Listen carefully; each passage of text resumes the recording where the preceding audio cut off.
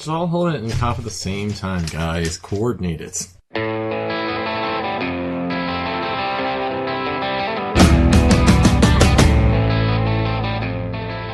Hello, and welcome to this episode of the Alien Familiar RPG podcast. I am Clayton. I'm Hayley. I'm Jordan. I'm Andrew. I've been on this podcast before. This is KD here. Yet again, playing the role of both KP and KD. Look forward to that. And I'm glad to be back. This is Kenneth over here. Long time returning guest. Woo! Yep. Our most frequent guest host is back. It's an honor. And before we get started, I want to let everyone know you can find show notes and more at alienfamiliar.com. You can email us at alienfamiliarmedia@gmail.com. We are on Facebook at facebook.com/alienfamiliar. We have a Patreon, so if you enjoy our content and want to help us out with hosting costs, you can find us at patreon.com/alienfamiliar, and any help would be greatly appreciated. As a little bit of a warning for all of our listeners, I'm pretty sure everybody sitting around the table here either sounds or feels like shit due to illness and or hungoverness. I'm just putting that out there so that you can adjust your listening levels to our sickness levels. Our topic for today, we are going to be talking about NPCs in the party. We're going to be talking about hirelings, followers, henchmen, retainers, cohorts, animal companions, familiars, magical steeds, sidekicks, and GMPCs. Before we get any further, I want to give a little bit of a history of how particularly NPCs, non-player characters, have kind of changed in the years in Dungeons & Dragons. I pulled out my old copy of the 2nd edition AD&D handbook, Player's Handbook, and there was an entire chapter in that book devoted to handling non-player characters in the party.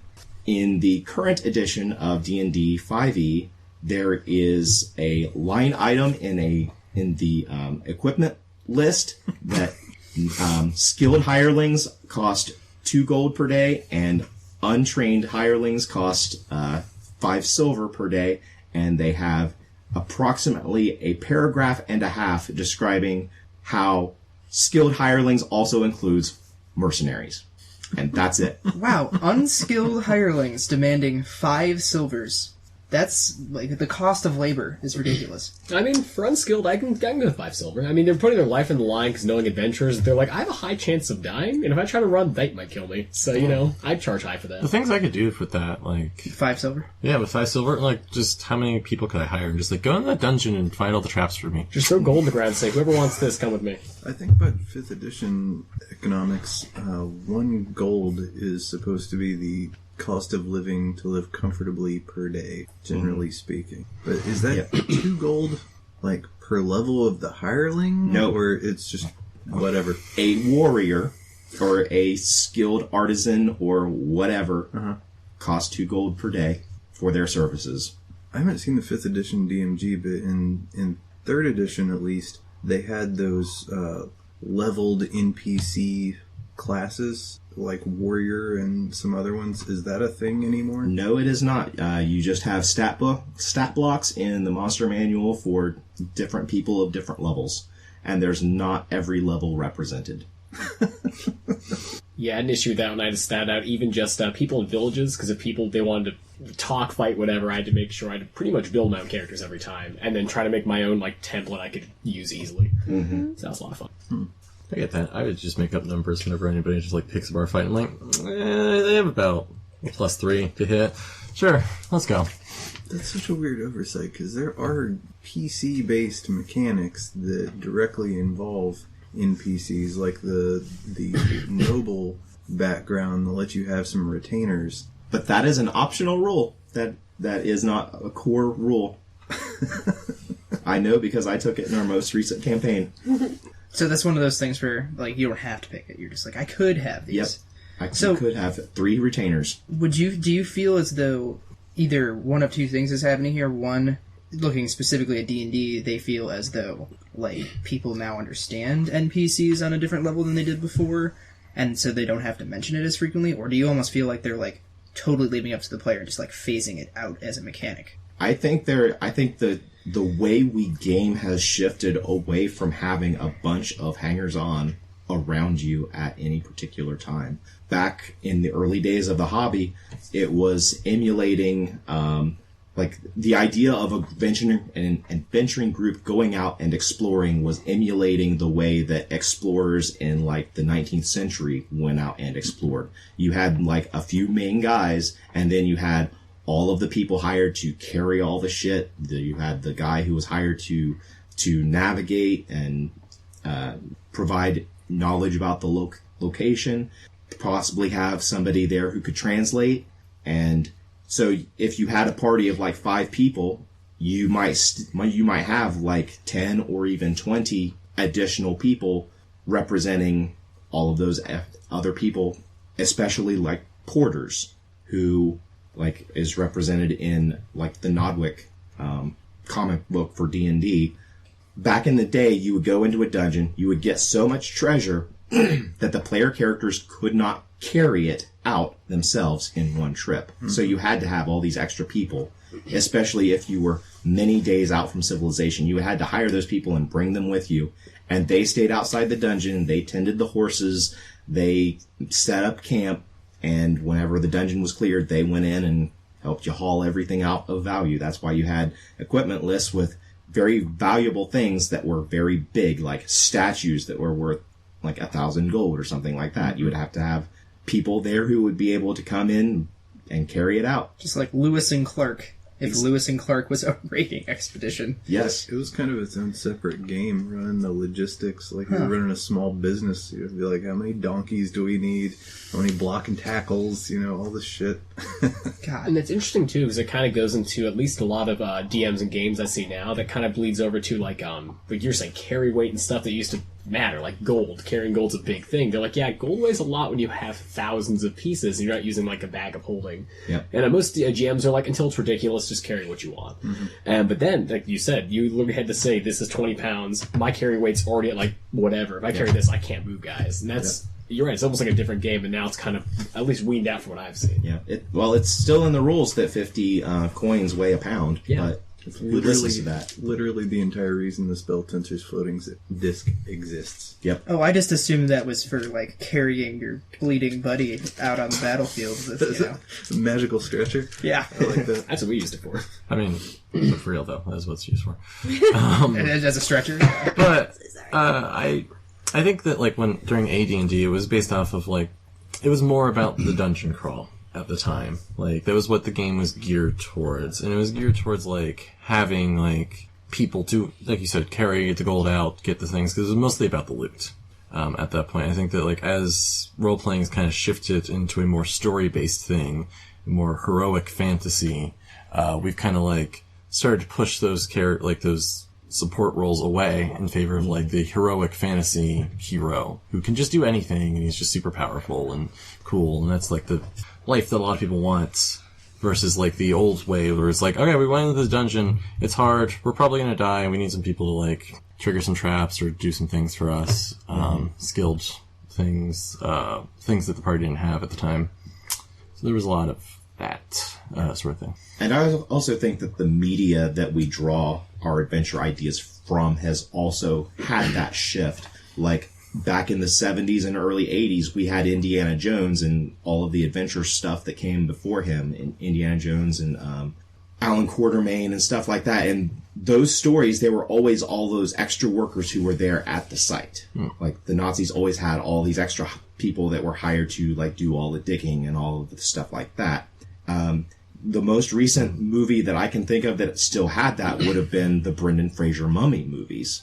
The first one had all of the extra people who were brought just to do all the heavy lifting and to open up sarcophaguses that sprayed out acid at them and stuff like that. And the stories kind of since then, including Lord of the Rings, have gotten away from showing any extra baggage. I mean, even in Lord of the Rings, the movie, like the what was it, a horse named Bill that was with them up until the Mines of Moria, he only, like, he was a major thing in the books, but in the movie, he just gets a single line in the extended release of Aragorn saying that he's been such a good horse up until this point, it's a shame to let him go. Wow. R.I.P. Bill. Yeah, I didn't know that Bill had such an important role. He wasn't top billed either, so... Get I'll see myself. out. I'm sorry. I want to make one joke. Please remove yourself from my home. That's interesting, though. I hadn't really thought about the legacy, being newer to the hobby than you and Clayton and Jordan.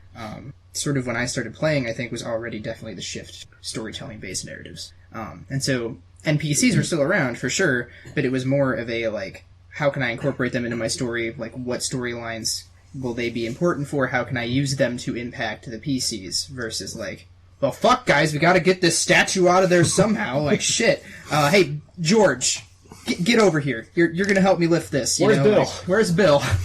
So... I don't know, that's interesting. And that does fit what you guys talked on earlier, where we used to have paragraphs described to DMs, how best to have these, almost I wouldn't say cutouts, but how you can make a base level NPC that feels believable, so you don't get pulled out of the narrative, but not be, as impactful. And on 5th edition, they're imagining most people, because it's more story driven, hey, you're really going to flesh out more of your NPC. I mean, you might make a class and build this character yourself. We're just going to give you that very brief description to help you out, but really it's more on your plate than ours. Mm-hmm. And I think different systems handle it different ways.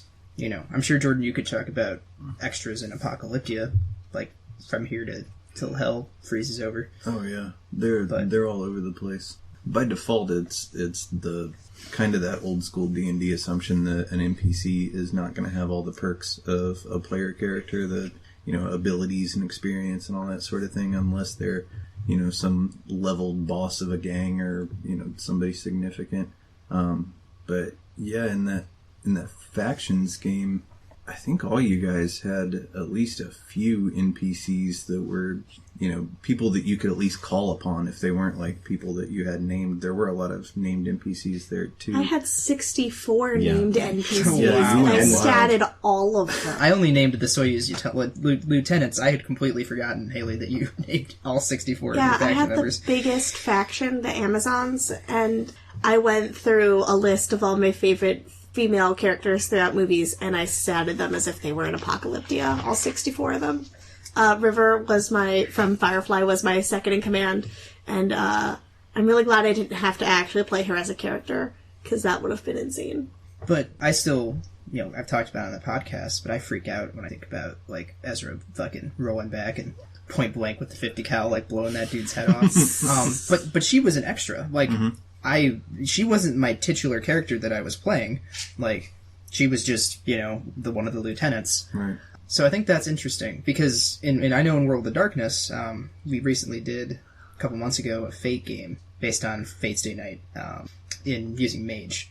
And my character had a fully leveled up retainer, and she was pretty badass, but she was largely a mechanical implement.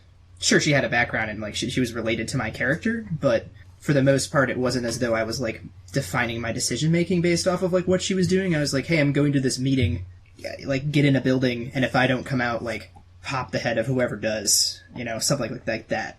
And so I think that that's interesting, because I think some systems still treat NPCs, specifically NPCs that are attached to the party, we're a player, as purely a here's this other thing in your toolkit. Sort of, I'm not saying it's an ability, for sure, there's more depth to it than that, but it's still I can flurry of blows and have my, acolyte friend also punch you, That's a weird thing about World of Darkness, is it treats NPCs that are significant to you as part of the economy of making your character. You can either have your buddy on the police force, or you can have your, special attack maneuver. Yeah. And the points you're spending are the same.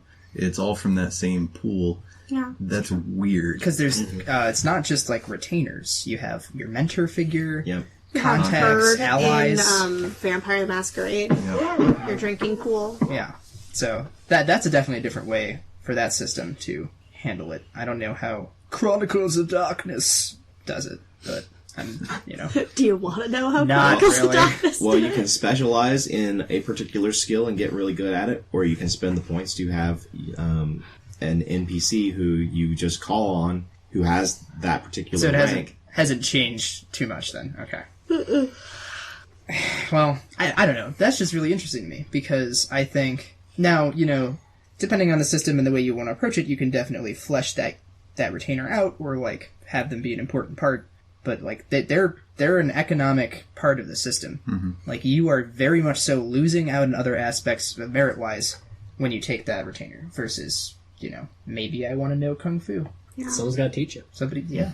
I know, but I also feel like there's a merit to it in a sense of like Get it, world of- merit, because it's a merit. So you don't want to like cough for them. example, I put a lot of points in retainers when I was playing my Vampire the Masquerade game, but that's because I ended up having encounters with NPCs. I was like, I like this guy. I want to keep him around. What do I have to do to do that? And I would have to spend points on that and do manipulation, and then I'd have like these cute little followers. And then when they died, it became like a huge plot point. These little tiny people I just had around for blood bags, or, I needed them to like sneak us into a building. And I feel like starting with base mechanics is a really good way to start getting into plot device NPCs and parties. Because I feel like as someone who's more recent to the hobby, since like my freshman year of college, those are mostly my experiences with NPCs. They're somehow plot driven, or they're somehow there to like make your character feel. They're kind of, oh god, we fridge our NPCs. That's a common tactic. Like, Girlfriend in the fridge, PCs. Yeah. if I want to make a player feel like shit. Do we want to explain girlfriend in the refrigerator? Can I please do that? I'm sure a lot of non-comic book geeks have no idea what we're talking about. Fridging someone. There is a trope in comic books called to fridge, which is a shortened version of girlfriend in the fridge. So there's a very famous comic of a superhero whose name Green I won't Lantern. name. Kyle Rayner. Green Lantern. Where one of the villains is like, I want to hurt the Green Lantern. So he murdered his girlfriend, cut her up, and put her in the fridge for him to find. Can you do that villain voice again? I want to hurt the Green Lantern. I have to go find her, cut her up, put her in the fridge next to the meatloaf. That's the important part here. It's next to the meatloaf. Yeah, yeah. If he had put her, if he had put her next to the milk, Yeah, no, it's no Not problem. this The well. meatloaf really, really was hurt by hammers this it loss. home. Yeah. But the point is that these are these characters that are created, and they're mostly female characters. They're mostly female characters that are created whose entire arc, narrative, and agency is only to be there to die or to be hurt or to be endangered so the male character gets development. It happens all the time. It happened a lot. It happened recently in Avengers Infinity War with Gamora. Gamora got fridged, and that really upset me. But it happens all the time. And I mean, I'll even admit, like, I'm partial to it too. Micah got fridged so my character could have empathy. Who was like my little human boyfriend blood bag. But it's a common occurrence where, like, if you have a new player to the party and they have a little sister they have to protect, of course they're going to get kidnapped or hurt or something that's going to make that new character like, oh, I really feel the plot now. I have to do this for my sister, who's no longer here because of my decisions. You know what I'm saying? It's like your actions have consequences. I was just going to argue that I don't think Gamora is an example of this because she is a fully realized character, and the act of sacrificing her was the act of doing the sacrifice was a major point in the movie, not something done off screen for the quote hero to later discover. That is true. I think that's a big definition of it. Like, most of the time you don't even get to see it, or they don't even get to the agency in their own story. Oh, better example. Batgirl gets fridged in The Killing Joke. Yep. That's a better example. It really does.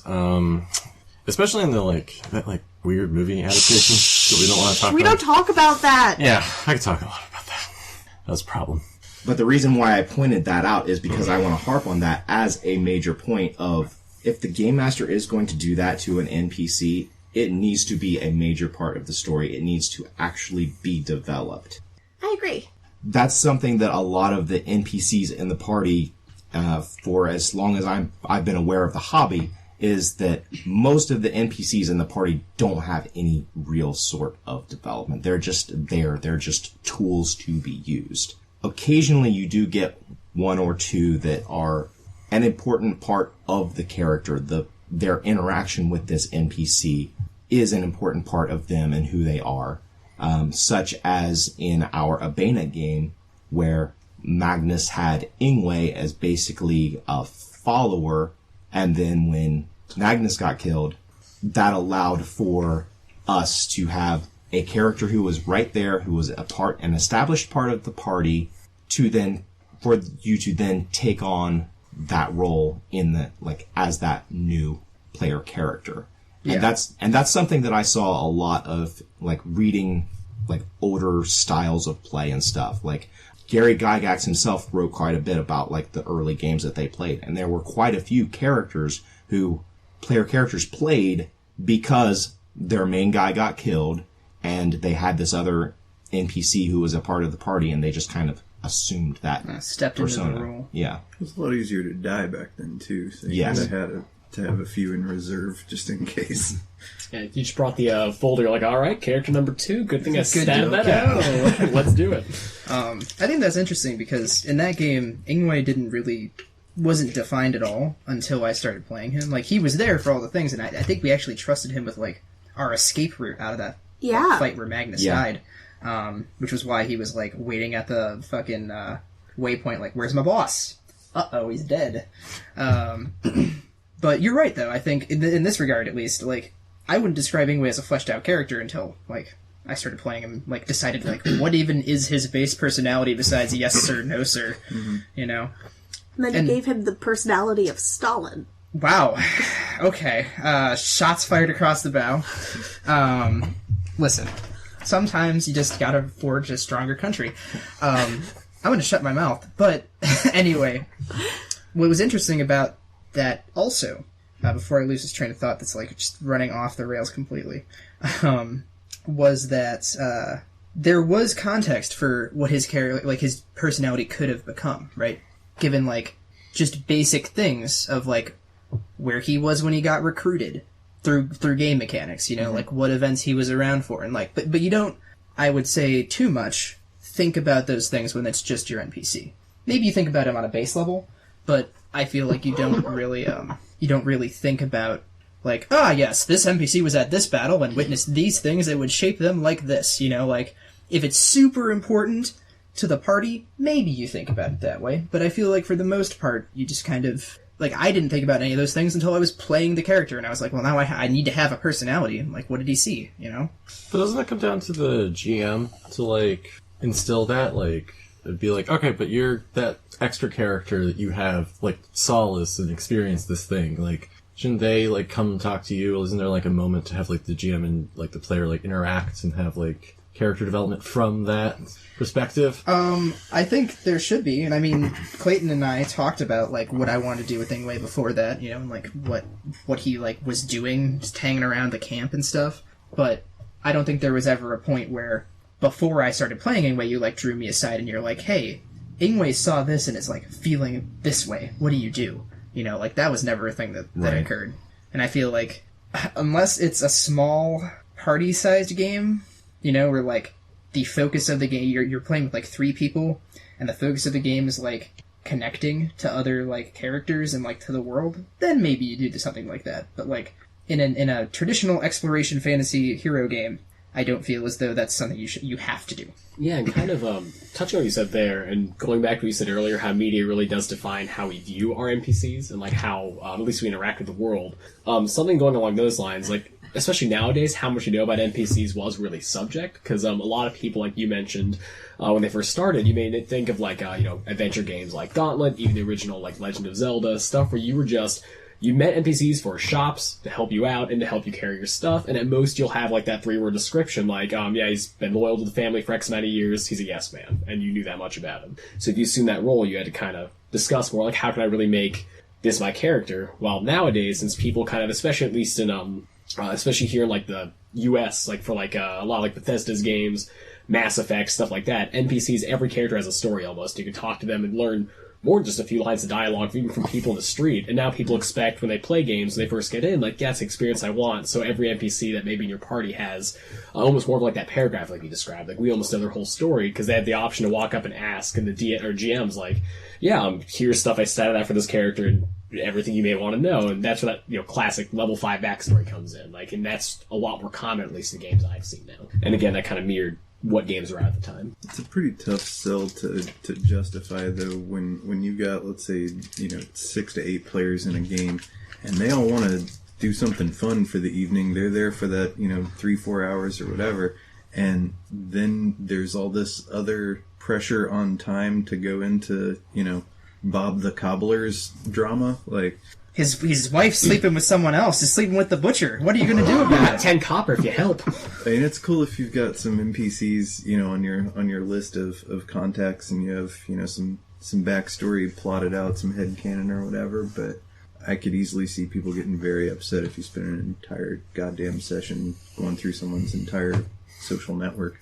Yeah, and I agree with that. Like, when it comes to like base characters and you're in town, it's kind of like, hey, they're faces with a voice that say, I'd like you to cobble me something, or I'd like to buy this. But when they're in the party, like we talked about, like maybe some of your handlers or people carrying your stuff, then it's appropriate to be like, hey, I want to take a minute, if it's okay with everybody, to ask this person a question. They've been with us for like months. I want to get to know Bill the horse, But if it's a random guy, yeah, I definitely agree. To the horse? Oh, he's a talking horse. Why don't you talk to Bill? You would have found that out. Shit. What about specifically NPCs that help drive narrative? Like, for example, in our Abena game, you had a necromancer who was kind of in the background. He was part of our, like, friendly adversary of the other group that was also doing adventuring.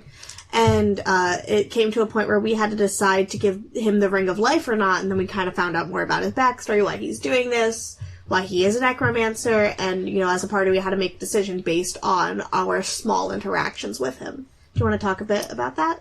Or could you, I guess?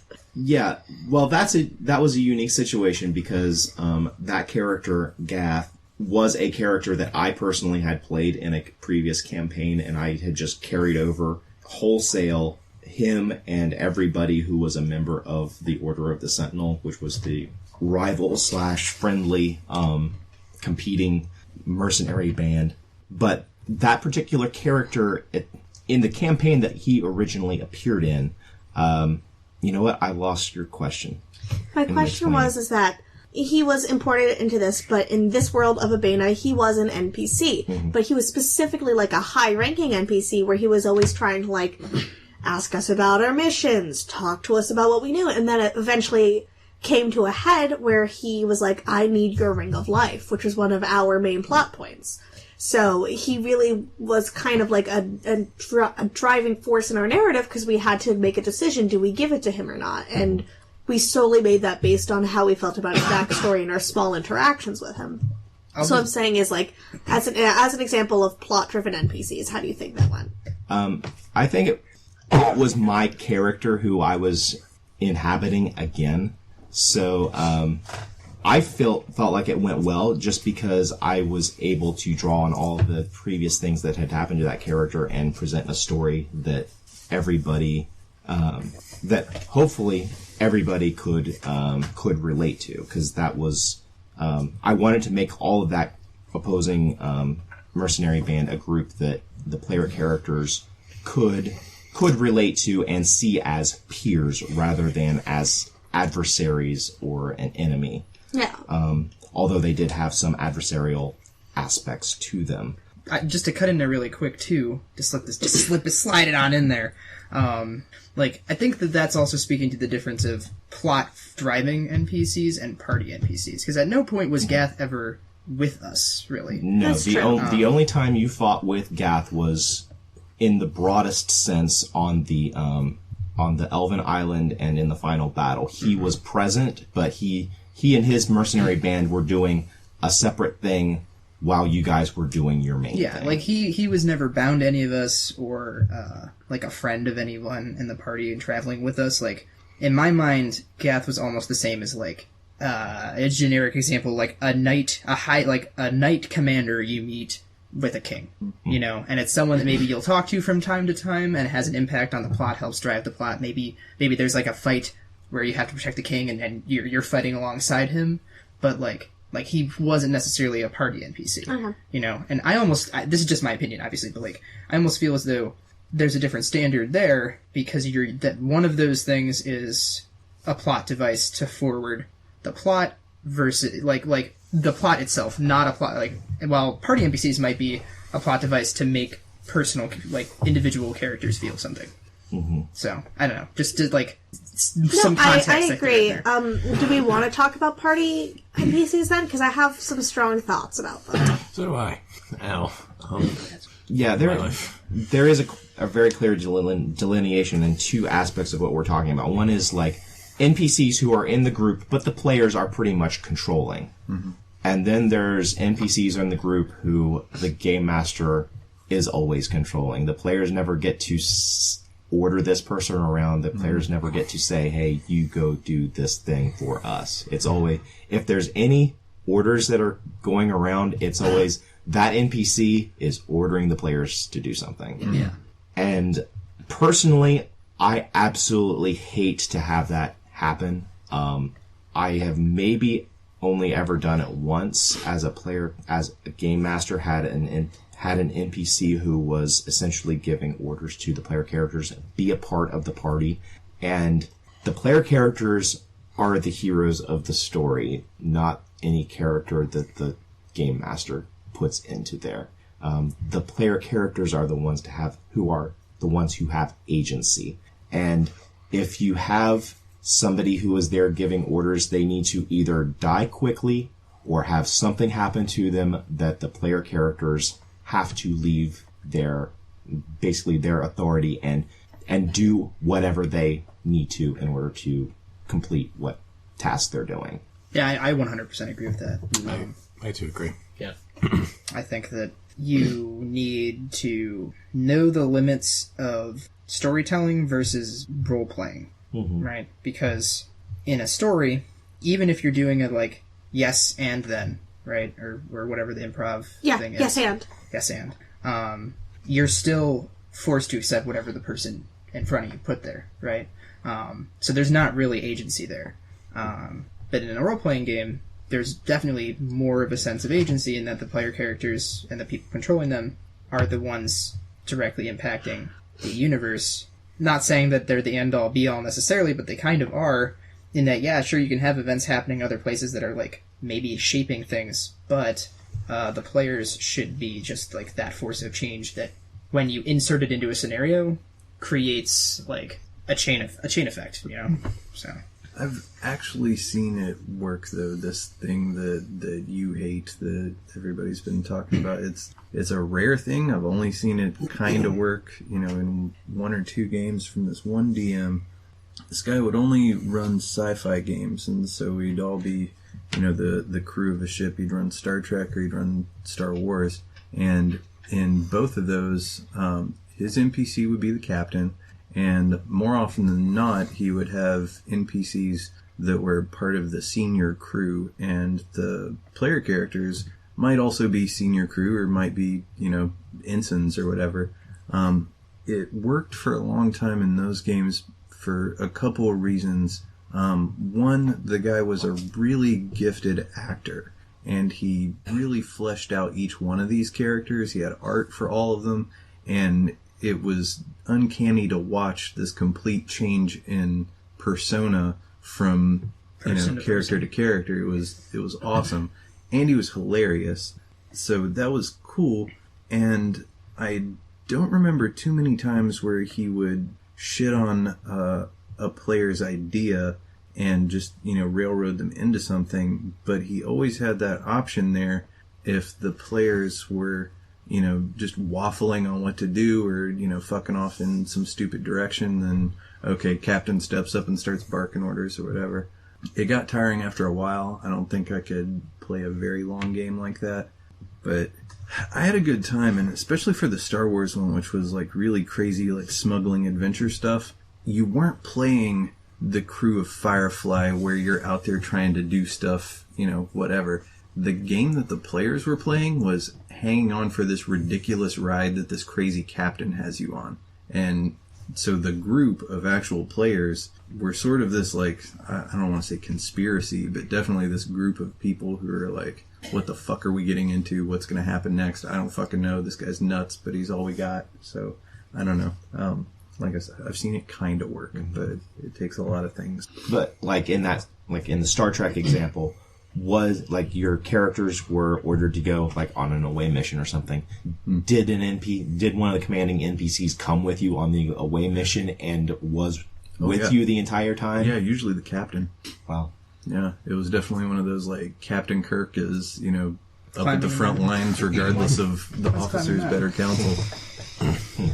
Yeah, because I've seen, like, there's ways to blend it. It's dangerous because there's a fine line, but the way I usually do, at least nowadays, since I've had a lot of history now with NPCs and how I'd like to run them for new players, because I've kind of become the DM now and people want to try out the first time. I'm like, yeah, I'll make a simple game for you so you can get the mechanics down. And that's where I at least found success, not giving orders. They're never in command, but like GM NPCs, they're like, hey, they're here in case you guys are waffling around, and because you're new to the game, may not know how to either RP or what you can do mechanically. And I'm like, yeah, just if you get lost, ask this NPC, and they're just like almost not a mentor, but a guide. Like, they've been here before. Like, they find like a cave explorer, and he's like, oh, I've been prospecting these caves for years. And they're like, oh, how do we do this? He's like, a climb check would help. So, it's like a way to not pull you out of the narrative, but try to keep you like, hey, like, this NPC is just here to help you in case you get lost because you're new. And once they get more comfortable, that character, it's really up to them if they want to keep them in the party or just phase them out, because it's supposed to be more, again, like you guys said, a mechanic. And that's where I can see kind of a blend of both, but even then it turns back to just, they're a tool they can point and say, do this for me, please.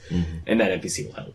Before the mic was on, Clayton, Andrew, and I were having a conversation about social contract and how a game like that could work so long as, like, the parameters are clearly set out, right? Like, there's going to be a very strict chain of command. There's an NPC at the top, at the peak. He's going to be, like, accompanying you, like, this, I'm running it military style, like, you have to follow orders, blah, blah, blah. And if everyone there is like, hell yeah, I can do that, or, like, maybe I'm even, like, into that sort of, like, that's how I want to be spending my free time, I think then that could work, right? But more often than not, I feel as though maybe the situation is not that, where there is that clear-cut thing, you know? Maybe you make individualistic characters that are part of a mercenary group, and then you come in and it's like, alright, and, Bonesaw the Brave, he's in charge, and he's going with you on all these things, and if you, like, want to do something that he doesn't like, by God, is he going to try to stop you? And I think that's at very least, the image a lot of people have of an NPC, like, driven hierarchy. You know what I mean? But, and if you didn't consent to, like, hey, like, I didn't know that I'd be having this guy ride my ass, like, the entire game. Yeah, you should have the option, like, if you didn't discuss, obviously, a different issue, but most people go into an RPG, like, hey, I should have the option if I disagree with them to fight this, and with the GM, like, either have a combat, go through roles, but I should be able to make this an obstacle I can hurdle over, not just be stonewalled because this NPC said no. That's something I was about to mention that just occurred to me as you guys were talking about this. A phenomenon that emerged out of this, and I credit this DM for doing this. I didn't expect it, but having the ultimate power of what the group does be kind of under the control of non-player characters, under the GM's control, made it so that players who did not have a strong force of will out of character in, discussing what the group was going to do, if somebody was playing like, unassuming Betazoid or whatever, but they could, roll well on a persuasion roll and steer the captain their direction, they're going to get their way more often than the Klingon who can, take everyone's head off. And, that full-on combat machine, more often than not, was going to get bossed around because they had no way of socially influencing the power structure. And that was a weird inversion of power that I've rarely seen in, more traditional groups. I do think that you're ultimately right. I think that, like, it does have to come down to, like, the pitch. You have to be, like, told from the beginning, like, this is how it's going to be. And, because a lot of the times, you're right, you come in and you're like, yeah, you're going to be the main characters. That's kind of the expectation. If you're not told otherwise, you're just expecting to be like, I'm going to play this game, I'm going to be the main character, or we're all going to be the main characters, but, like, together we are going to have the most agency and power, and effect on this world. And then when that starts to erode away because of GM NPCs that are in the party, who are in charge of us, who are stonewalling us, who are like, no, because they only fit with the narrative of the GM wanted to tell.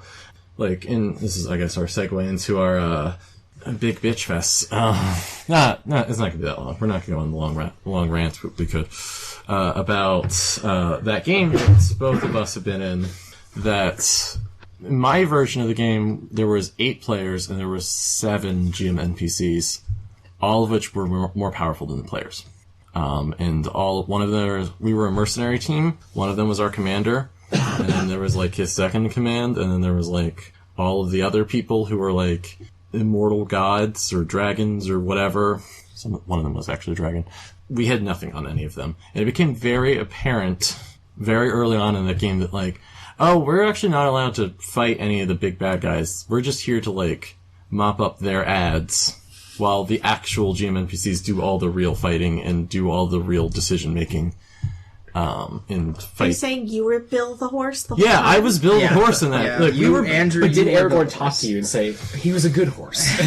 Sometimes. The NPC noticed me. Sometimes, GM NPC noticed me. Also, another aspect of that, which was interesting, is the amount of time that we would take up playing house there. You might want to, like, flesh that out a little bit. Yes, I'm going to get to that. We would spend a lot of time at the base, and we would talk to these GM NPCs, and we'd learn all about their lives and their backstories, and we get to that level 5 backstory. You found out why they were so much cooler than you? Yeah, we found out why they were so much cooler than us, because they all had tragic backstories about, like, how special snowflake powers they've gotten. And some were old character, like old PCs that were turned Some into were other PCs that had, from previous versions of that game, that had, like, came and they had all the power and level scaling that they had from the end of that game, plus some that the GM decided to give to them in the interim, and then they were just there to have influence on the world as though they were still players. In fact, more than even any of the current players had. And then we would just sit there and we would spend at least an hour every session talking to the GM NPCs, and everybody would be like, go out there and run, and I was like, can we just get on with the plots? Can we just move on, like, and actually play the game?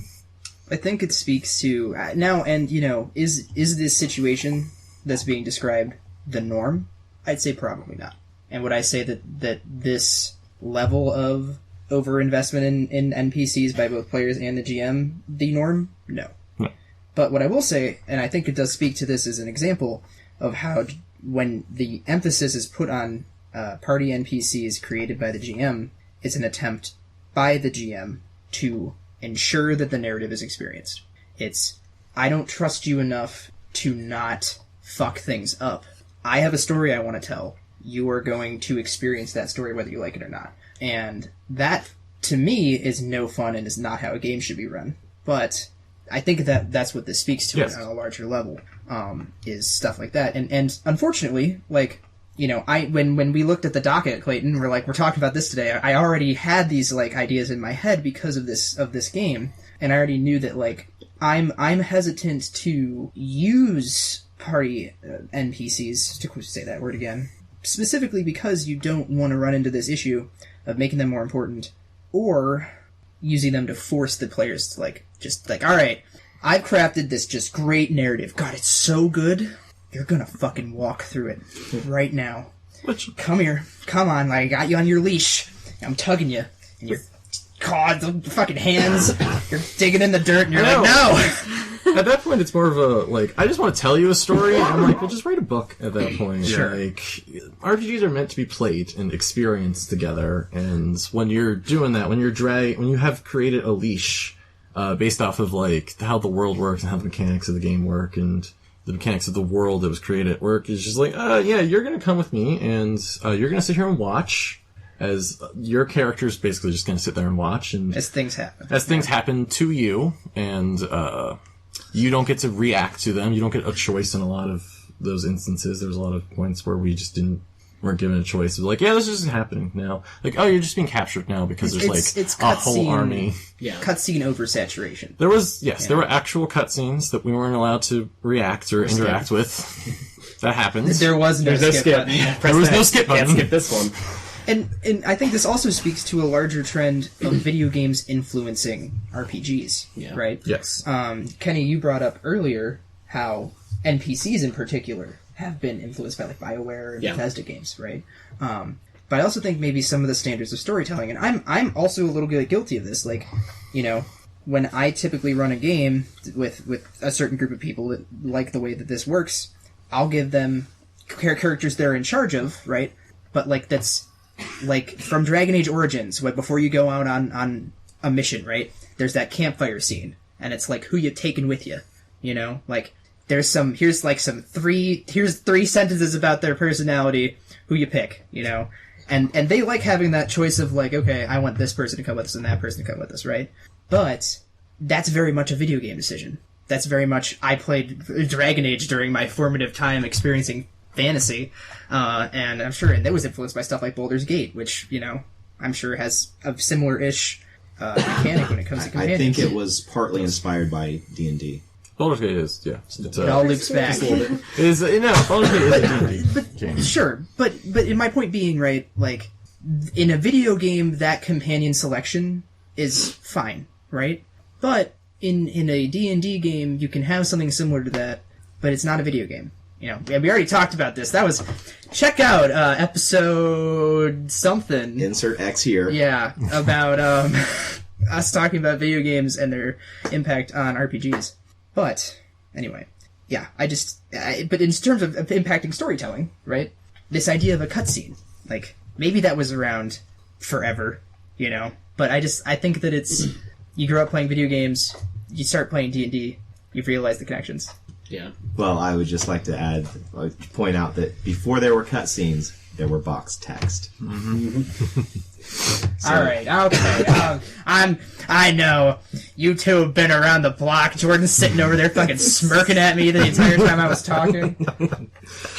And there's, touching on what you guys said earlier, too, something that I always thought, or trying to tell people in terms of RPGs and how, like, I agree with you all how it should be run, is the classic analogy I usually use is I'll build the skeleton and you flesh it out, because it's the story we're telling together, it's a collaborative effort, that's why we play. And there is not a single time I can name, at least in my games, where, you know, the classic choices you in your mind, set up, like, A through D for the players, and they pick option, like, 10.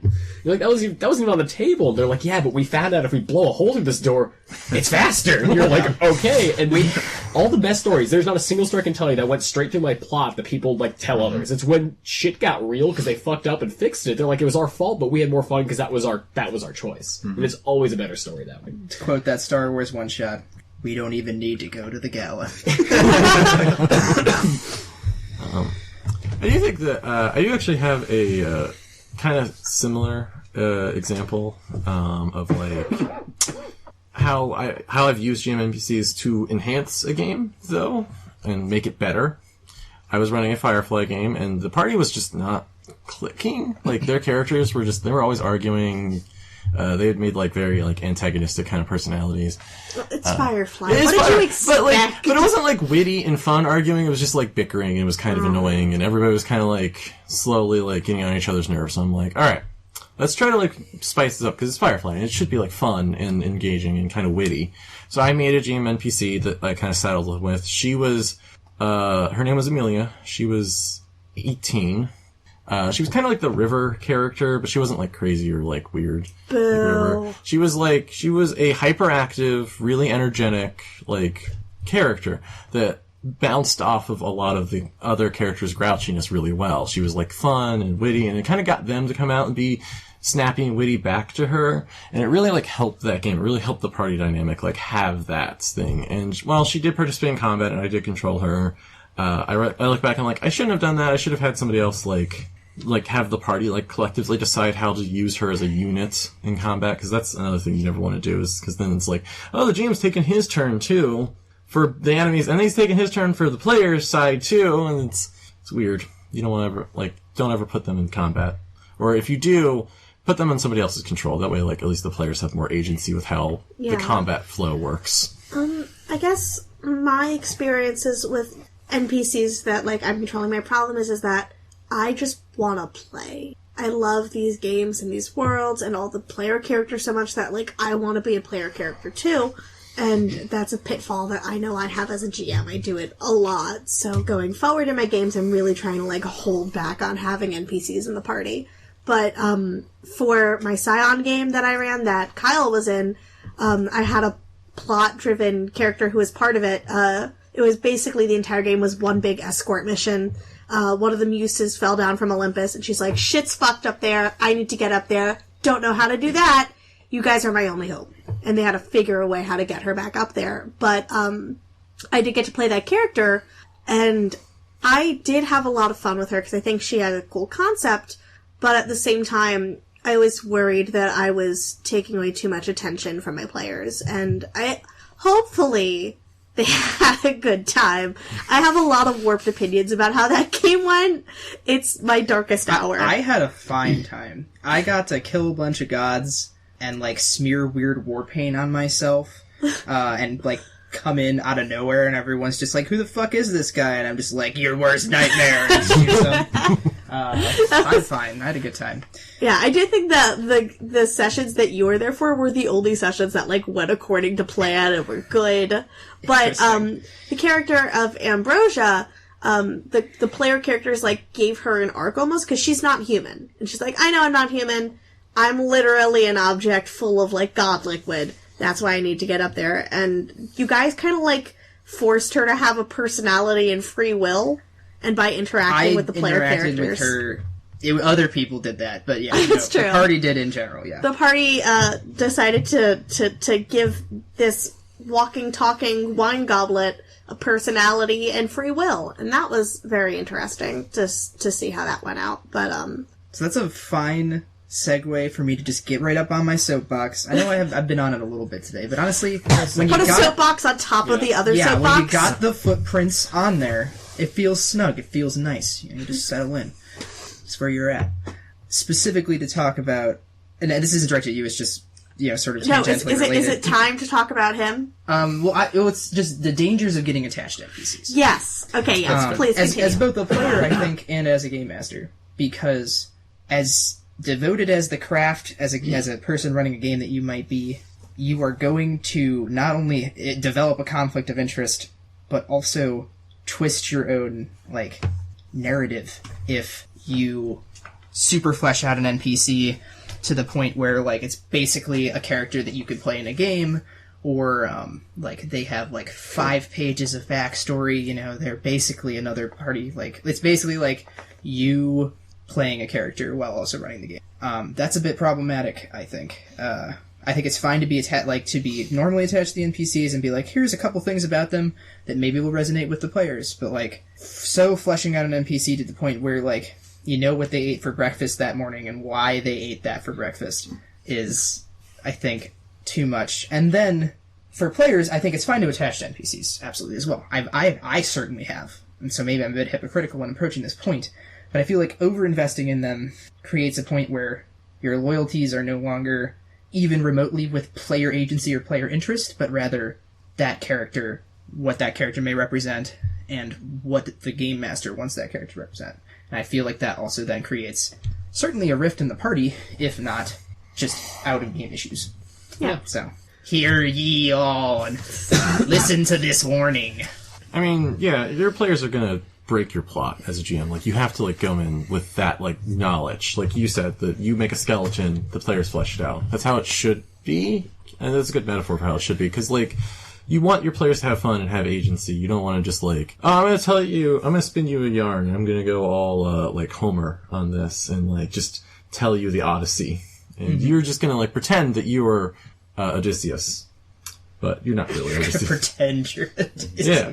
Like, you're not really, because I'm telling you what's going to happen to Odysseus, so it's all, like, you don't want to... You share the name of Odysseus, but, like, don't use personal pronouns, please. This is purely a third-person adventure. I nearly never start with NPCs in mind for a character.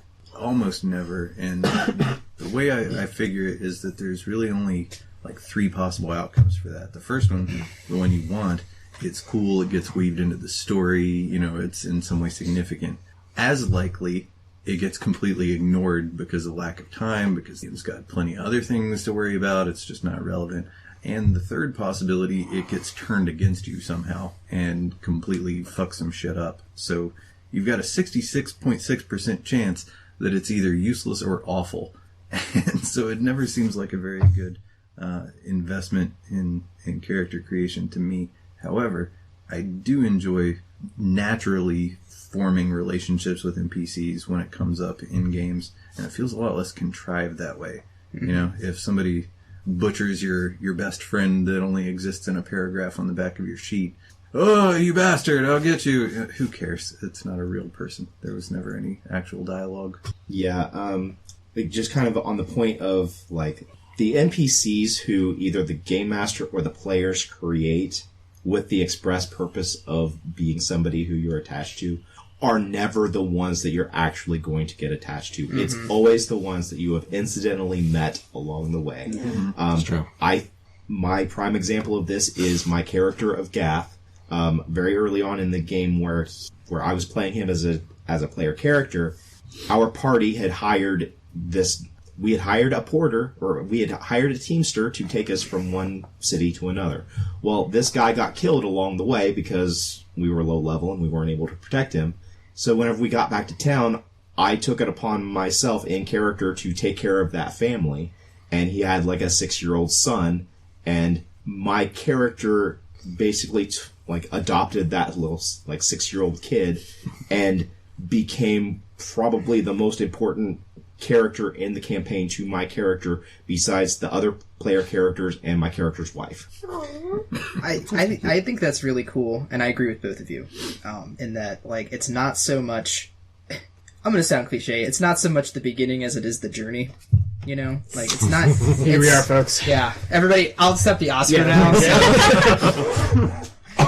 But, like, for example, in a game I'm in, my character was like just kind of not connecting with people. I was playing an empath and should have been connecting with people, but like just the PC and NPC interactions just weren't hitting the mark. And the GM was a little worried that not that I wasn't invested in the game necessarily, but like I just wasn't getting where I should be in terms of like having allies and stuff like that.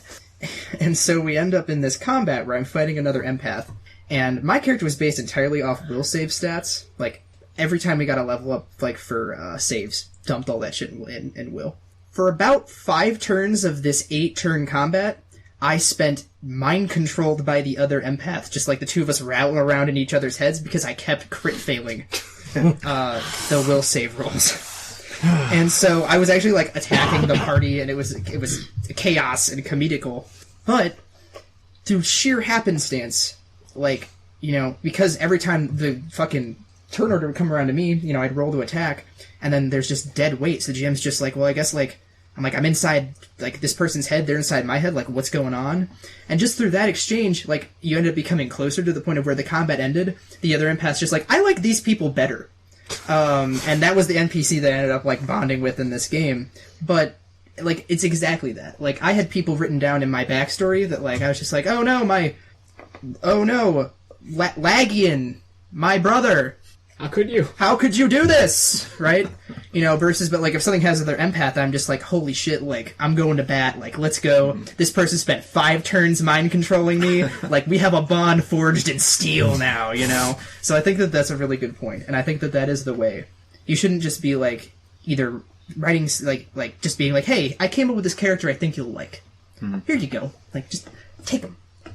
Right? Like, you don't do that. And that's cool because it fits really what our message is here. It's that it's player agency that chooses to get to know that character, not the GM, like, love this person. And because they went out and met this rando, like, hey, that cobbler guy, Bill, he has a whole, like, that, give me 10 copper to go find out about his extramarital affairs or whatever. Like, I like this guy, he's fun. And, you know, it's because they wanted to go find out. And the it turns out he's always wanted to be an adventurer. Yeah, and you know what? Like, then they're like, why not? And then you have this fully statted out paladin that's been following them around, and they're like, get that tin can out of here. We got Bill. And they plops him in place. So we'll make Bill the new paladin. Yeah, he's like, I'm not a paladin. Like, you are now, Bill. And that's fun for players, because they again get to kind of almost choose the family they get to adventure with, and that's cool, because then the GM can follow that journey with them they didn't expect. I wanted to say one more thing that I didn't get a chance to when you guys were talking about cutscenes. Back to that Star Wars game that I was talking about, I saw that DM. Hi, JJ. Miss you. Good buddy. He did something cool with a cutscene that I've never seen another DM do. And it felt like Star Wars, because as a bookend of each sort of encounter or chapter or whatever, he would do a one-man cutscene where he would be like telling us about this admiral and this captain, and do the voices of both. Be like, we've detected the rebels approaching Nar Shaddaa. Well, Fuck. yeah, crap. Notify the bounty hunters guild. Blah blah blah. And he didn't care that he was giving us out of character information. It's stuff that we, were kind of suspecting anyway, but it was just this cool extra, like, ratcheting up the tension. We weren't there. We had no way of knowing this. He was just acting this out for us for like 5 minutes, and it was hilarious and awesome. And it didn't detract from anything, so I don't know. That's the way to do a cutscene, I think. Yeah, I actually 100% agree. I was say, funny you say that. My Star Wars game, I'm not making this up. At the end of every major arc, I do that to help, because I wanted to make it like a movie. And every time we transition between characters, I say Lucas swipe and then go to someone else. So I make it feel like they're in an adventure, and I like doing that, and my players have enjoyed it. So I usually do like a short, like, these are the new players. And I'm actually glad another Star Wars player did that. That's actually really cool. I think that's a lot of fun. And Andrew, the game that you and I were talking about, when stuff like when cutscenes would happen where we are not, I was actually fine with that. Yeah, like that's all the other bullshit aside. The concept of the player characters aren't here. This is just like a story building moment. Mm-hmm. I'm actually fine with that personally. It depended on the point in time, because he did that a lot, and sometimes it was really hard to keep track of like what my character knew and what I as the player knew. But like that was also because like there was a lot of like out of game talking, and there was a lot of like people have certain scenes of other characters and they find out information, but then they don't tell the party. So it was very hard to keep track of like what I was aware of. That's like out of game RPing, and that's a whole different. Yeah, I mean that's a different conversation, and I don't want to get too far into that. But like, I just think that like if it's fun like that, where it's like, oh, it's just these two characters, and they're just like setting up what the conflict is going to be in the next section, that's fine. But like when it's all this like conspiracy things, like a man in black walks up to another dude in a hood, and they talk about evil things together. And it's like, okay, but do I know who any of these people are? Do I like care about them? Am I going to fight them later? Like, am I going to remember this happened? Like, I think there is, for sure, there is a difference between having, yes, the council of the kingdom that you're going to go overthrow, like, they know you're coming, and they're debating what to do, and it's like a cool little, like, foreshadowing of when you get there. Yeah. There's a difference between that and then, like, alright, everyone, combat ends, you're frozen in place. Yeah. A bunch of people start talking, shut up, hey, shut up. Okay. People are talking. Shut up. But I wanted to be witty. Shut up. Listen, this character needs to talk to this character about breakfast. Did you? So there's a difference between that and, I think, just setting a scene and having like a different flow. Yeah. So that was a good bit. Thank you, Andrew. Yeah. All right. No problem. So long story short, I agree with you, Jordan. All right. Do we want to go around and just kind of talk about having, whenever we've personally experienced having an NPC in the group, when it's worked, when it hasn't worked, and why? I've kind of already given an example of when it has worked for me, and the reason why it worked, why having that 6-year-old tag along with the, he didn't tag along on the adventures, but he was always there at our main headquarters. He took care of my character's dogs and stuff like that. All the things that you would have a squire do.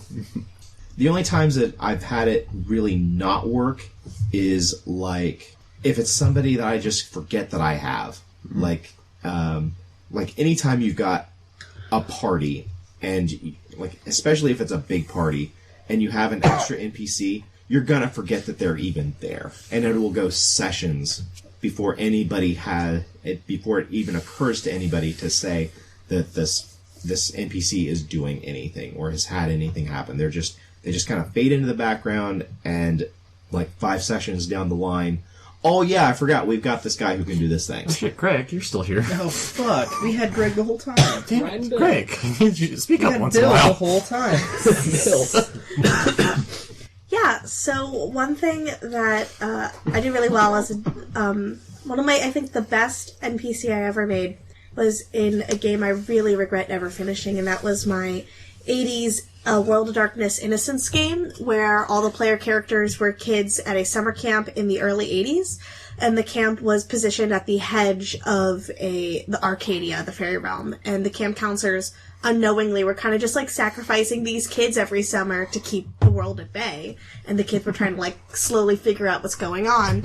And one of the main characters, she was like this like sad chubby goth girl who didn't want to be at camp, and her bright, peppy, popular sister, who is the mean girl, and her name was Lindsay, and she is my favorite NPC, because while the player characters were always like, yeah, we're stuck in this cabin together, I guess we have to be friends, they all united on one thing, hating Lindsay. So much so that they, like, constantly poisoned her, they constantly, like, almost got her murdered in the lake.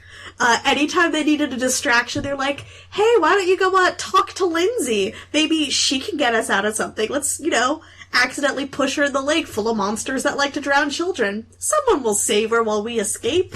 And then slowly, through torturing Lindsay, she's like, okay, something's fucking up, and I will not leave you alone until I know what it is. And also, if I'm with you, you can't keep poisoning me. So she, like, joined the party, and kind of became, like, this begrudging, mean character that had, like, a soft spot for her sister deep, deep down. And, she kind of became everybody's friend, and I really liked it because you could always rely on Lindsay to make a good distraction. And I think that worked really well, and all the players really seemed to bounce off of her and care, which was a lot of fun. And then, the bad side. It's time to talk about one Kylo Ren. Is that his actual name? No, or... his official name was not Kylo Ren at the start. But in my failure of a Scion game, I had the idea that I was going to give these characters, like, lots of free range, give them no full answers, just like bits and pieces, and then they're finally going to meet this person that they think is the bad guy, but then they'll realize he was right all along, and they'll switch sides and fight the gods and be all good and join the Titans. But what had happened is he shows up in Fate, who is a bunch of little old ladies working at a sweatshop selling Fate for the gods.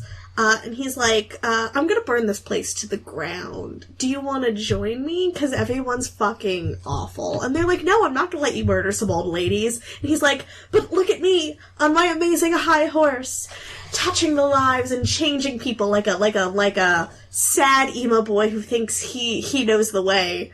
If you just gotta let it go and come with me, because you're nothing, but not to me. And, Kyle looked at me and he goes, is this Kylo Ren right now? And, the world shattered. They decided to fuck him. To be fair, this wasn't just me. Your actual boyfriend also went, yeah, I'm pretty sure this is Kylo Ren. Yeah. But here's the thing, I really like Kylo Ren. But that's a shameful story for another time. But basically, I had made this character so unlikable that they're like, listen, we don't really like the gods, but we hate him. And it completely drove the rest of the story. Like, they're absolute detesting for this character that in the final session, Shane, whose character doesn't murder, he's like, I'm a doctor, I'm only here to help people. His only goal, he refused to fight anyone in that battle except for Kylo Ren, and he would not stop until he got the chance to murder him. Jeez. It was the worst thing I've ever done. Although it did unite you guys as a whole. It, like, made me cry. I was like, I fucked this game so much. You were upset about our lack of direction, and then you gave us a direction pretty quick, and it was fuck this guy. Yeah, so I guess in the end it worked out, but as someone who, Cautionary Tale got too attached to a character, I really fucked it over, and, yeah, don't do that. Don't make Kylo Ren, guys. The Game Master should never make a character who they're not prepared to see die. Mm-hmm. Yeah. True. Mm-hmm. That's true. Alright, I'll do the bad one first so I can end on a good note. One of the worst ones that I remember was a long time ago. I was playing a Vampire the Masquerade Sabbat game, and I was playing a newly created Bruja along with a bunch of other characters who were also newly created of various clans. The DM was running the leader of this Bruja gang, which was or Sabbat gang, which is a fairly old Bruja. And the way that they ran their initiation is they took us all out to this dump, repeatedly beat us into torpor with shovels, which in the old Vampire the Masquerade game takes a long fucking time. And so this entire first session was getting the hell beat out of us every few rounds, down to nothing. Like 2 or 3 sentences of, so are you broken yet? Nope. Give us a little bit of blood, and then repeat. And this was like hours of my life that I'm never going to get back again. Yeah, there was no like social roles being made. It was a literal attrition with dice of player versus player. And the characters were just sort of the symbol for this. It was horrible. Shovels were involved. I hated it. Yeah. I don't think I played more than like maybe one more session of that, and we were all just in revolt and quit the game. I had to bury that one. Yeah. So that sucked. The much better one was the exact thing that you mentioned earlier, Kenny. The first time I ever played Elric and Melnibone in this setting called the Young Kingdoms, which is very weird, and every country has all kinds of strange lore attached to it, and nothing works in quite the way that you would expect standard fantasy tropes to work.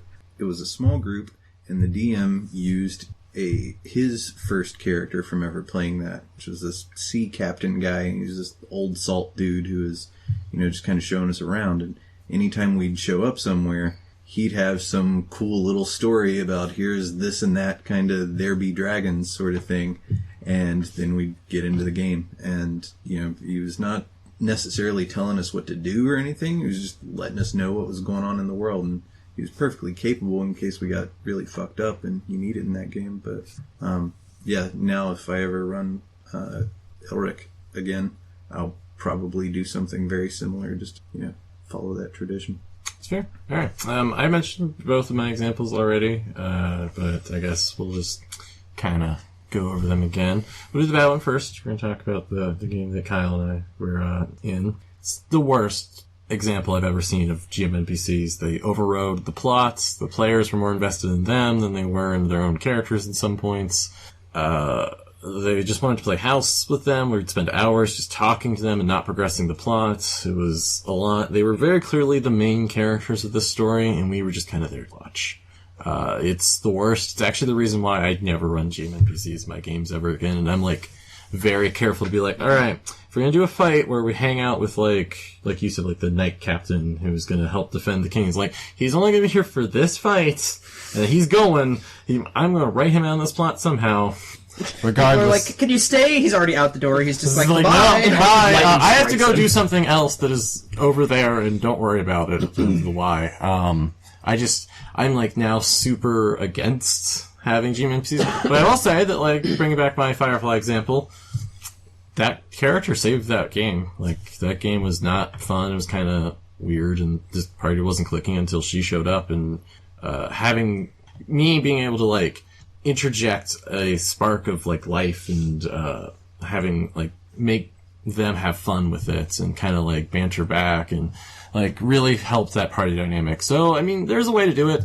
I think that power structure is key to that sort of thing. She was definitely the lowest rung on their totem pole, but she was just there to be somebody they could talk to and have a narrative arc that they could interact with and watch and have influence on, because they did change how she developed as the game went on and made choices. I'll go with my bad example first. This was a case of me very early on in my GM career falling into all the pitfalls that I just got on the soapbox about today. The players were part of a detective agency, fantasy detective agency, run by this not spoiled but arrogant, very smart, rich girl NPC.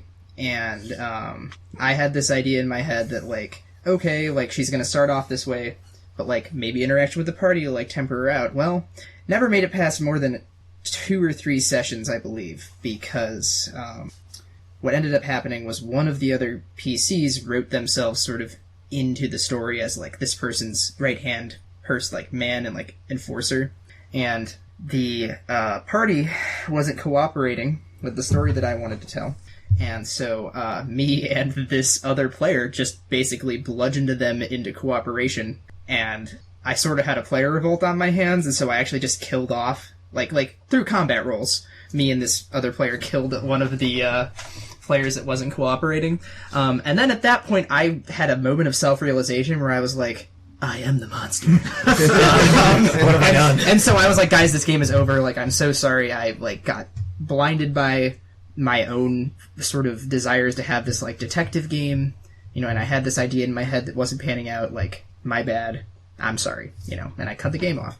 But that NPC fucking was such a... I don't even remember her name now. I think it was Adela, maybe, or something. But she had a crossbow, and she would just tell this really high statted out player character warrior whenever people weren't cooperating to just go break a leg, and then she'd do it, and the party was constantly getting their wrist broken and shit, and they're just fuck all of you, and I don't blame them because we were being the worst.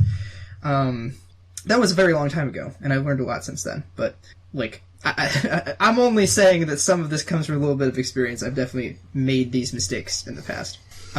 As a good story, though, is actually Kenneth and I were both in Mark's One Piece game, and there was a couple party NPCs there, but only really one. Yeah. And what I liked about that was she was very non-intrusive, and she took basically a bunch of emo loners and brightened them all up. Because everybody in that party was kind of brooding. Oh, we were shit. It's if nobody slapped us into shape, we would have just sat in our rooms and never talked. And just cried. And really cooked and cried. Yeah.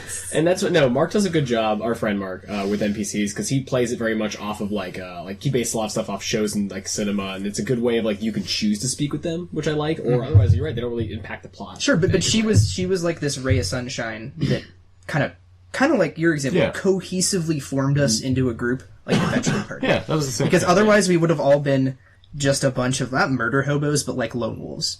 And so, on a pirate ship. So basically, this NPC ended up being kind of the glue that kept the party together, which was kind of interesting. And to a point enough where, right? Yeah. But to the point of where eventually she didn't need to anymore, because we were all cool enough with each other to be I would go to bat for this person. Yeah, and we all loved her for different reasons. She was cool to all of us, because very much like your character, she would go to each of us and say, "Why are you being a prick?" And we're like, "Well, here's why." Why are you so sad? And then we go into it. So, yeah. Why so sad? That was really what it was for a while. So, but I agree with you. Yeah.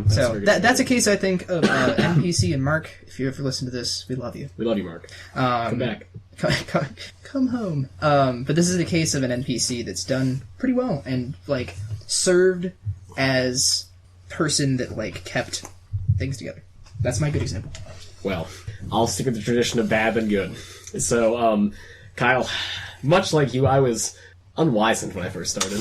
As we all were. There's decisions I've made, and I've literally my formative session. I had 2 games back to back, based on it was a Pirates crew. I was doing Pirates of the Spanish Main, the system from Savage Worlds, and at that point I did very much I'm just going to do a narrative. I'm going to put a GM character in there just to help them drive, because it's almost more for me to help steer, because I don't know what I'm doing. And it was a game that it's contentious how it ended, kind of similar to your Scion game. I've gotten both sides. In the end, I'd say it's one of my greatest successes, greatest failures. But it's one of those things where I learned a lot of what not to do with the character. Because I made my own PC character Clayton. That's really what it came down to. Because I thought a lot of the cases, they really like him, I'll keep him in here, but made him pretty much the center of the ending of the plot. And it was my fault. I just made this character way too important.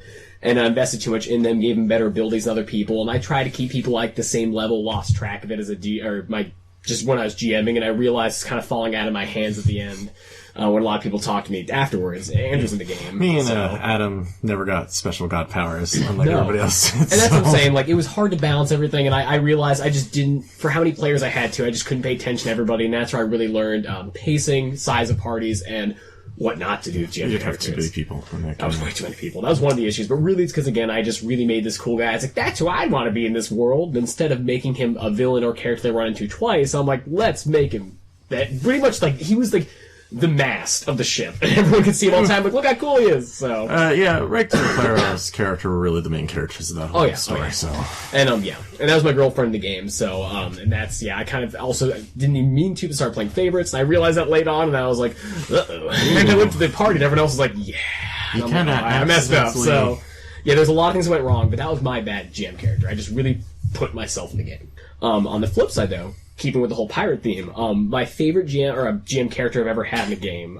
It was when I first started D&D back in high school, and my friend's dad was like, "Hey, like you've never played before, let's give you a good." It was 4th edition when it first came out, really, and he was like, "Yeah, we're gonna play 4th edition. It'll be super easy. Imagine a high fantasy game. We're just gonna guide you through the ropes and teach you the game." And he always has an NPC character in usually to help, kind of like what I described earlier for new players like me, to either help me out if I have questions, so he's staying the narrative.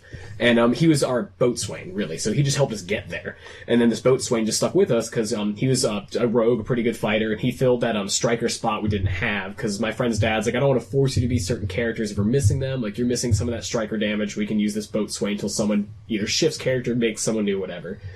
And at first, he was just some dude. Like, I'd ask him a question, he'd be like, yes, pull that rigging over there, or make a rope check. And I was like, "Oh, thanks, dude." And later in the game, though, we found out, just kind of a nod to one of the older characters he made, his first D&D character. It was that character in this context, and is everybody else who played the game realized who it was, and they could ask him more questions about his backstory. And it kind of came out, and this is over the course of a year, and he became very much a beloved NPC, and he would help us when we're playing the game itself, or during the adventures, but I'll just picking up where I was ending there. The boatswain was really fun because I liked the character because he by no means drove the plot, had no tie into the plot. He was simply there to, as a tool, because my friend's dad would ask us "Hey, where do you want the boatswain to go?"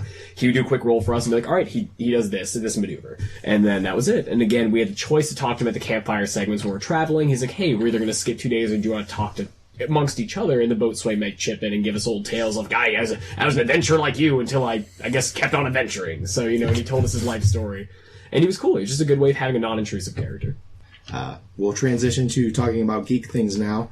I don't know if anybody else has heard, but a couple weeks ago it was announced / discovered that in China in November, 2 little girls were born who had been had their genes modified with CRISPR. And this scientist, this geneticist, he didn't break any international laws, but he has done something that is very morally and ethically not necessarily reprehensible, but it was not where anybody wanted this technology to go yet. Would you just call it unethical? It was absolutely unethical.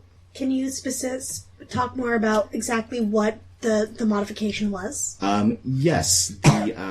These 2 little girls were born, and in all of their genes, they have a gene that makes them, well, if it all went correctly, which we don't know and we won't ever find out until we find out that it didn't go correctly, to make them hopefully less susceptible to HIV because their father has HIV virus. HIV.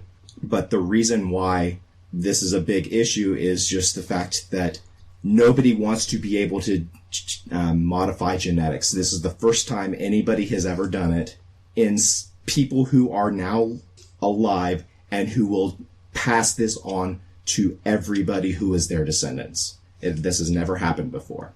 I only asked this because that was my topic I was going to bring up. I wanted to talk about these fucking kids.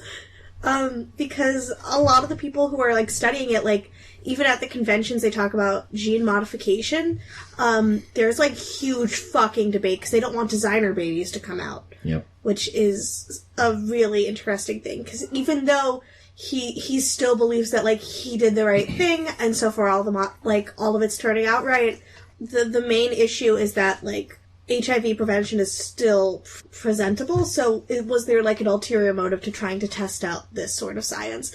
And I'm just very excited to see where it goes. Oh, I'm terrified by this. The fact that somebody can go against literally the entire world and just present people who are now genetically modified exist. It is something that we are doing now, not we're going to debate whether or not we should do this. No, it's from fucking Ian Malcolm, we never stopped to think if we only thought about if we could. We didn't never stop to think if we should. No, but I think that's really, really interesting because the entire community that he's come from are dude, you should have thought this through. And he's well, it's done and I'm going to stand by it. And it's so interesting. It's like I don't know, I feel like it's a real life Frankensteinian novel in the sense of like he is a literal mad scientist doing this work, and while it's new and inventive and never been done before, should it have been done in the first place? I don't know. Is it really any more terrifying than 7 billion people just reproducing themselves to their heart's content? I mean... There's a few genes modified here and there. The only other thing I have is a shameless plug that I like to do. I do cosplay. I make things. I am cute, I think. So please follow me on Instagram. It's at Bae the Fae, B-A-E, the F-A-E. And on there I've been posting some more updates. I'm in the OhioCon Expo for performance and craftsmanship, and I'm building light-up blinking eel puppets, and I've never built puppets before, and I've been having so much fun with them. The jaws are assembled, their eyes move up and down and blink. I'm carving the skulls right now and then laying the fabric on top, and then they should be done. So, if you're interested on how that might go out, follow me. Yeah. Jordan? Skip me. I was kind of put on the spot, so I'm just gonna... You can plug yourself if you want. Oh, I can plug myself. I don't have anything out right now. I'm going to publish in a while. It's on the to-do list. Yeah, you can, I actually do write, and I have a couple short stories. I have one on Outstanding Outpost, and one out on, Literary Yard. They're older pieces, though. They were published earlier this year. Although, What are the pieces called? the one on Outstanding Outpost is called Second Lives. It's in a, short story collection. You can buy it on Kindle. I think it's like $1 or something for the whole short story collection. It's about, old people who are trying to decide whether or not they want to, download their brains into new bodies. And the other one is called Penultimates, and it is a story. It's a historical piece about a dude who wants to kill himself. And my other plug for you, well, it's not really a plug, but like my other recommendation is go see the new Spider-Man movie. It's so good. It's really good. And I want this movie to do well. I want this movie to make a lot of money because like it's the best Spider-Man movie ever, and I want more of that sort of thing. It's got a lot of heart. It deserves it. Welcome back to KD's Movie Corner, because it's all I can talk about this segment. I don't have anything that's actually interesting. I recently rewatched The Wind That Shakes the Barley. Great movie about the Irish Civil War and the Irish War for Independence. Takes place in a little place home to me, County Cork, Ireland. Same here, McNulty, man. Yeah. County Cork. I feel like Gleason. So, Here we are. great place. I also recently watched all of Nightfall on Netflix. It's about the Knights Templar, and like their fall, yeah. But, well, I won't spoil anything. But basically, it is one of... They become the Freemasons. They take all of that treasure, and it's actually just a prequel to National Treasure, you're right. Probably. But anyway, it is one of those shows that, like, the twists are kind of predictable, so I'm not selling it well, and I'm not even telling you to watch it, but I will tell you this. You will, once you start watching it, like, just kind of be like, I kind of gotta finish it, I guess, like, fuck. That's kind of what happened to me. There was no, like... There was this driving impulse to just be like, okay, I just need to finish it, you know? Not so much like edge of your seat kind of thing. But if you like history, the setting is pretty cool, at the very least. I won't say it's historically accurate, but the costuming is all very well done. And it's definitely... And it's kind of like a Crusader Kings game, basically. It's pretty much just like It's their that kind of OC history. adventure, yeah, I was going to say. So, check it out. The one I got's actually pretty cool, since we're all D&D nerds here. So many of you have already brought this up. I just haven't done the show recently. Have you guys brought up the Dreams in Gary's Basement? It's a Kickstarter campaign that's doing quite well, bringing a full documentary look into Gary Gygax's life, his team, and how he set up D&D and really where it came from. And they have a lot of primary sources from like family members, friends, and stuff like that. Like they worked pretty hard on building it up to really get the true story of how Gary came to be and how the game came to be. And I think it's coming out at some point this year, like 2019. Yes. I think it's coming out in 2019. I'm very excited for it. Yeah, it's going to be awesome. So obviously watching party, guys, when it happens. But keep your eyes out on that, because at this point you can buy, you can still back it. You get like just the DVD itself. There's special packs you can get. They have multiple levels. It's definitely worth supporting. I have a suggestion. Sorry, I was just looking stuff up before I talked about it. My nerd suggestion is a relatively new game engine called Godot, spelled Godot, and it can make 2D games or 3D games. It can make games for web, mobile, any of the standard game platforms, whatever. But it's super easy to make stuff, and you can script in all kinds of different languages. There's tons of resources out there. The whole thing's open source. It's totally free. They don't try to take a cut out of any of your sales or anything like that if you make stuff. But they're really cool. And I just found out that the West Virginia school system actually uses that in high school programming courses. Pretty sweet. Check it out. Cool. That's awesome. All right, guys. What do you say we stop this bullshit and start rolling some dice?